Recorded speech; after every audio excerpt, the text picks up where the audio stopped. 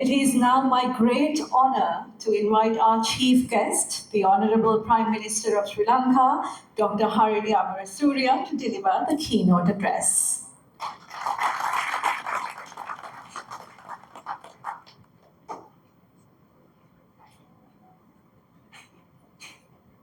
Good evening, everyone. Honorable Governor of the Western Province, Deputy Ministers, Mayor of Kotte, Mayor of Kaduela, members of the diplomatic community, citizens of Kotte, and friends. As someone who has one foot in the Kingdom of Kotte, I feel very privileged to be here. I belong to both the Kotte Kotte Council as well as the Maharagama Council, so I can claim a little bit of ownership with this initiative.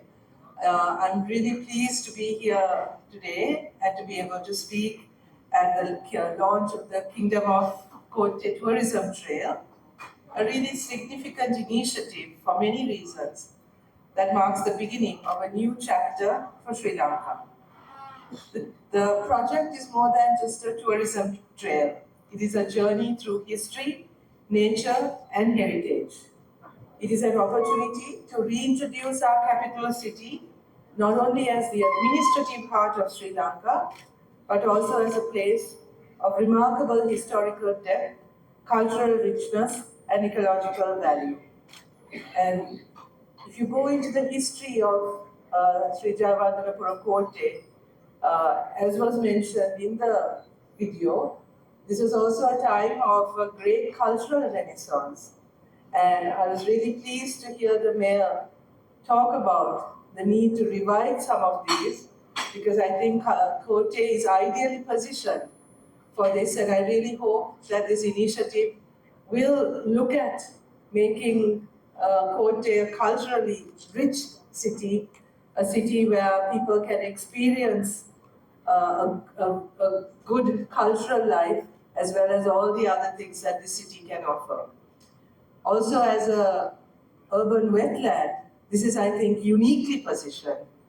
And it's a position that I think we really need to protect, because I'm sure this is one of the very few capital cities with this amount of environmental diversity also that we can project and one that we can promote. As you all know, Kotte has an extraordinary past. Established in the 14th century as a fortified capital, Kotte has witnessed waves of foreign influence, starting from Chinese to Portuguese, Dutch, and British rulers. It was once home to King Parakramabhahu VI, the last great monarch to unite and rule Sri Lanka as a sovereign nation. It is here that the golden age of Sinhala literature and architecture flourished.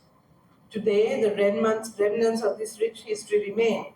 Ancient ramparts, moats, religious sites, and monuments, quietly narrating the story of a proud and resilient kingdom, and of a cosmopolitan kingdom, one that had many influences, one that was diverse, one that was pluralistic, as the district of Colombo today is, and as I think Sri Jayawardhanapura Kotte remains. And this is also something that we really need to promote and protect.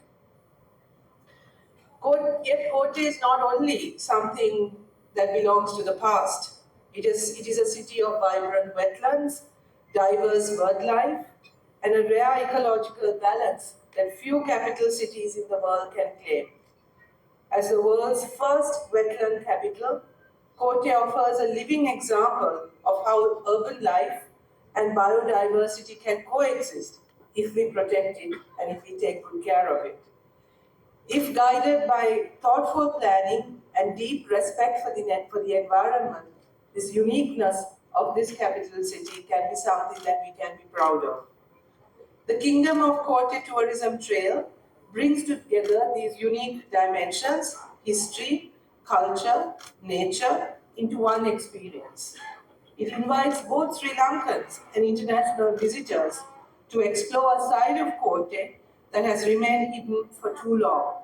I really encourage you to look at domestic tourism here as well, because there's much of Kotte that most people do not know or understand that there's so much to do in Kotte, starting with the wetlands, but also the historical aspects, which most people are unaware of.